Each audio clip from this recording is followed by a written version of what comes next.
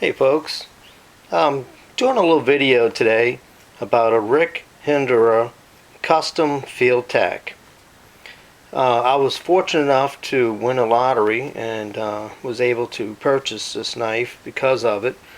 What a lot of people may not know is that custom knives made by most of the popular knife makers are in such demand that they'll hold a lottery drawing, and the person that wins that drawing can then purchase whatever knife is up at that particular time.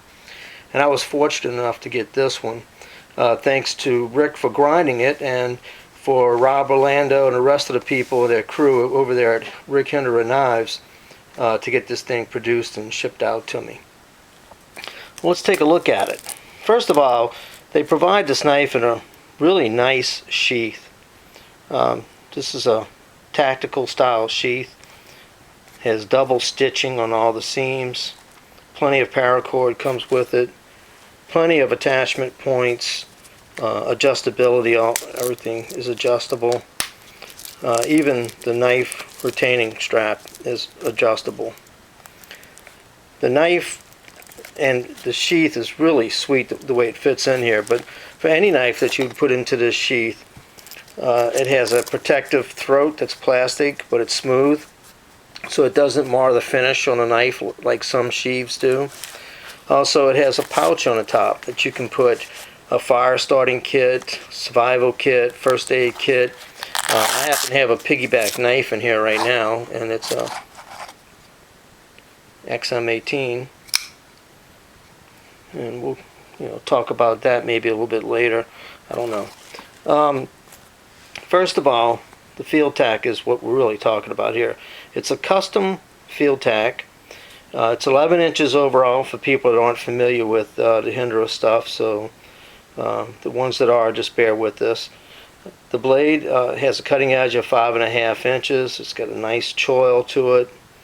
Hand ground by Rick Hinderer. All of them are. This one particularly has a custom tip process on it that he did, so it's a modified spear point, where most of them have what they call a spanto point on them.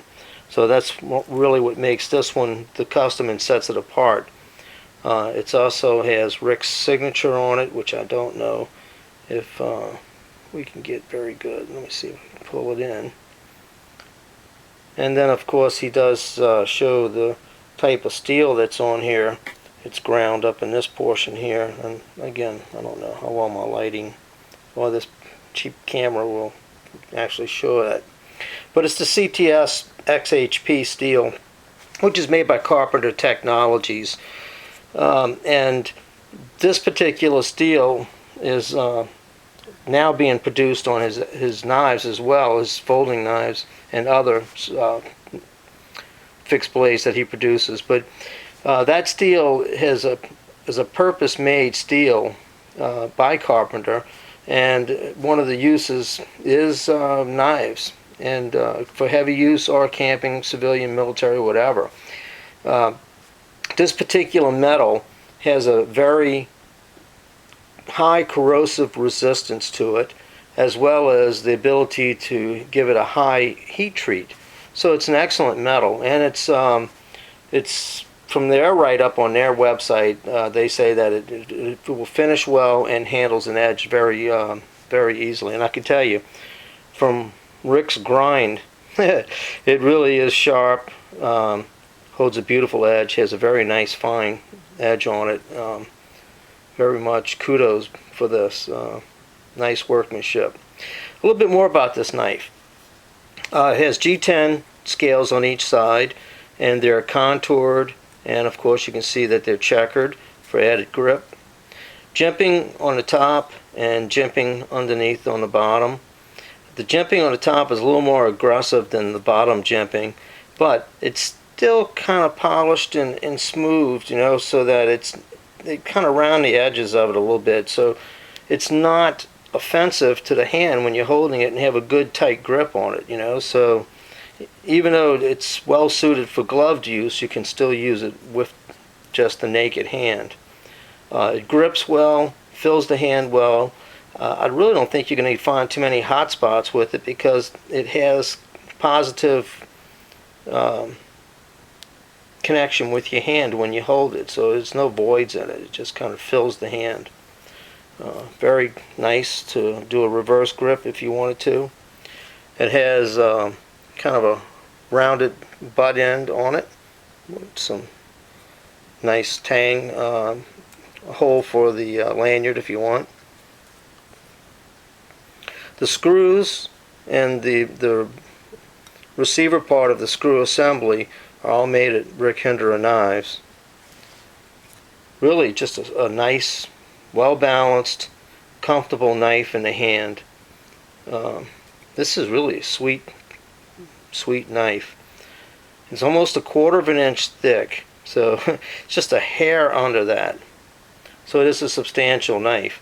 You know, this, with the corrosive resistance and the strength of it, it's Rockwelled, I believe, from Rick Hinderer Knives at 60 to 61 Rockwell.